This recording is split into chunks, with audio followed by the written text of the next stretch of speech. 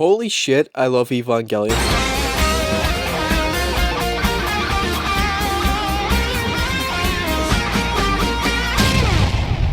Yo, what's up guys, welcome back to another video. Today I'm bringing you What If Goku Landed in Neon Genesis Evangelion. I fucking love this anime, and for the past week I've just been watching the shit out of it, and holy shit, it's probably the most fucked up anime I've ever watched, but I love it. So, since nobody's done this before, I decided, fuck it, I might as well, and stick to the channel's trend, but also be original. So, I have a lot of ideas for this one, so I hope you all enjoy what I've come up with. First off, there's going to be some changes to fit Saiyan society inside of Evangelion's universe. Angels are a universal threat, and wish to combine all life with Lilith. Saiyans are more akin to the Universe 6 Saiyans than the natural Saiyan brutes. All Saiyans can control their Uzaru, and the Uzaru is a biological version of an Eva, minus the mother's soul. And Goku will also be able to do everything he can as an adult, minus Super Saiyan Kaioken Fusion and the Spirit Bomb. And the world of Evangelion and characters of Dragon Ball will also be balanced, as they usually do, so without further ado, let's begin. Planet Vegeta, April 16th, 2001. A race called Saiyans are once again at war with the Angels, a universal species created to bring destruction to all mortal life. Commander Bardock and his wife Gine have just had their second child, Kakarot. Unfortunately, they're about to have their third impact, meaning they don't have much time, so he puts Kakarot in the pod and says, "The rest is up to you, Kakarot. Goodbye, my son." Gine then cries, and then Bardock comforts her, as Kakarot then flies off to space. So, Planet Vegeta is then destroyed by the Angels. Meanwhile, in Tokyo 3, by a technician at NERV, the defense agency tasked with protecting Earth from the threat against the Angels, she has just spotted an unidentified object entering the atmosphere. She reports this to her superior, who immediately sounded the alarm. NERV personnel scramble to action as the mysterious object makes its way to Tokyo 3, the city where the headquarters of NERV is located. This object is approaching at an alarming rate, and NERV has no time to waste. An explosion rocks Tokyo 3 as the mysterious object crashes into the city. NERV personnel race to the scene and determine what happened. Is it an angel? Or could it be something even more dangerous? As they approach the crash site, they see something that stuns them into silence. In the middle of the rubble lies a small helpless baby crying softly. It stares up at the NERV personnel with wide, frightened eyes. It's Kakarot, the lone Saiyan baby. And Kakarot is immediately picked up by a soldier and is taken back to NERV. "What do you suggest we do with the child, Commander?" "We'll put him in the special care of our top researchers and observe. But the boy's destiny is in NERV's hands now. We must monitor him closely, but at a distance. He will become a tool in our fight against the Angels. Dr. Gero, come here." Dr. Gero enters the room. He's a genius in robotics and an expert in cybernetics. He has created many machines, including one of NERV's top secrets, the Evangelion, which will be necessary to fight against the Angels. "I am trusting you to watch over this child. Help him grow. Keep an eye on his health." "Of course, Commander. I can assure you, I will thoroughly take care of this boy." From now on, this child will be referred to as Goku. But why Goku, Commander?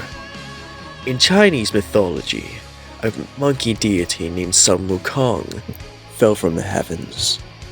Translate that to Japanese, it roughly becomes Son Goku. This child seems to have some primal traits, such as his monkey tail. And he's an alien who crash-landed from space. Falling from the sky, I choose his name to be Goku. I believe that Goku will be what we need to fight against the Angels. So we must train him appropriately. Gero picks up Goku and exits the room, and as he turns his back, a grin appears on his face. 3 years of torture go by. Dr. Gero performs heinous experiments on the infant. One day, 18-year-old Misato Katsuragi is playing with a 3-year-old boy when his sleeve moves up, and she finds several scars in his arms, some still bandaged.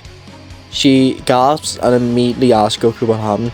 Goku's apprehensive, but he's still a child, and eventually tells Misato that what Jiro is doing to him. These tests are no different from torture and child abuse. Misato, in a fit of fury, storms to Jiro's office and slaps him hard. He stumbles to the ground and, in confusion, fellow scientists are shocked and confused, but Misato informs them of what Jiro has been doing to the 3-year-old. Gendo is immediately called to the laboratory and is told exactly what happened. Immediately, Gendo fires the evil doctor. Jiro snarls and then walks out before stealing a blood sample of Goku. Yu holds Goku to comfort him. Gendo sighs and looks at Misato. Katsuragi, would you please take care of this child? Misato nods, taking Goku from Yui's arms. This is the first and last interaction that Goku would have with Yui, as later in the same year she would die of her contact experiment with Eva Unit 1, but her spirit lives on within Eva as eternal proof of humanity's existence. Later, Rei Ayanami appears, this being the first Rei Ayanami. Goku, though, recognizes her as Yui by her scent, and accidentally calls her Yui on several occasions, which everyone finds a bit odd, especially Rei. But eventually, he just starts referring to her as Rei. One day, Rei gets lost, but Goku, using his sensing ability, finds her and stops Naoko from killing her by stepping in the way. There you are! I was looking all over for you! Rei smiles and apologizes. Luckily, this all just happened before Rei revealed that Gendo was just using Naoko, and so she survives. Time passes, and in 2009, after finishing her university studies, Misato joins German's division of a research center called Gehirn. One day, he walks around the city and then bumps into a girl his age. She calls him a dummy and then tells him to watch where he's going. Goku laughs and apologizes. He introduces himself as Goku Katsuragi, and then the girl introduces herself as Asuka Langley Soryu. And the two then soon become friends because Asuka thinks his tail is really cool. The whole time Goku's there, Goku and Asuka hang out and share a very close bond around this time. Asuka's mother does a Sayori, but Goku's there, which protects her from the sight and also comforts her at the funeral. So Goku and Misato eventually have to return home, but Goku doesn't leave without making a promise that they'll see each other again. They hug each other very tightly and then say goodbye to each other. Misato and Goku then return to Japan. Time passes and Goku is now 12 years old. For the past few years, Goku has somehow transformed into a giant ape for some unknown reason. They finally found the reason: the full moon. NERV have looked at the reason why this happens and discovered there's a slight shift in the wavelength when the sunlight bounces off of the moon. They look further into this and decide to give this new form of radiation a name, and they call it Blitz waves. They then measure it in Zenos. Further investigation shows the wavelength changes drastically when the moon is full, measuring up to at least 17 million Zenos.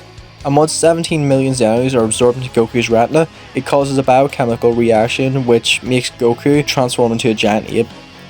They managed to create a machine that automatically produces these Blitz waves, and meaning Goku can fight against the angels without having to wait until night and hoping for a full moon.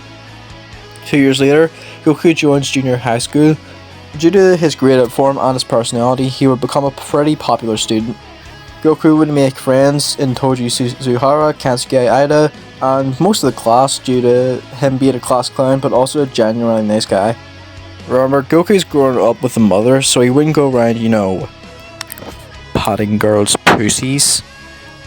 And he also hasn't hit his head since he was a baby and not a 3-year-old. Like I said before, Saiyans are actually good in this universe, so Goku doesn't know he's a Saiyan, but he's also quite intelligent and a bit of a nerd. But he's also quite outgoing and confident. One day, Misato was talking to Goku about finding the candidate for the Unit 1 pilot and how she's going out today to pick him up. Goku looks forward to meeting a new ally and potential friend. He then goes to school as usual. After school, an angel attacks. Oh no. My sister's still inside my house. What? Alright. Go find her. Goku, you don't have the Blitz wave remote. I know. I'll just have to stay out of the sight until Unit 1 arrives. Goku then rushes off towards Toji's house. That guy is one crazy bastard. Goku then runs as fast as he can, and then he begins to realize he's faster than he thought. In mere seconds, he's almost there when house is a few minutes away from the school. Goku assumes it's just adrenaline and continues to rush to the house. He skids to a halt and then kicks down the door, and then immediately calling for Sakura.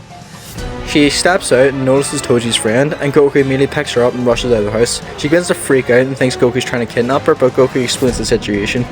The angel, Sachiel, sees Goku and starts screaming, and Goku then covers Sakura's ears and then continues to run. As the angel leaps towards them, Goku performs a few parkour stunts to escape. How's going on? How am I doing all this?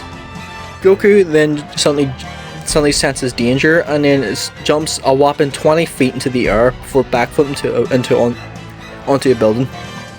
Okay, puberty's crazy.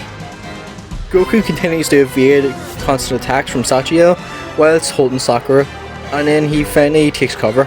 Misato calls Goku after seeing him in the drone footage and asks what the hell is he doing there without backup and in his human form. Goku explains what's going on to her and she screams at him, calling him a dumbass for acting irrationally. Tell me, Mom, what matters more? A 7-year-old girl with no powers that can do absolutely nothing against this thing, or a 14-year-old boy with superhuman abilities that can keep it distracted enough for the damn Eva to show up?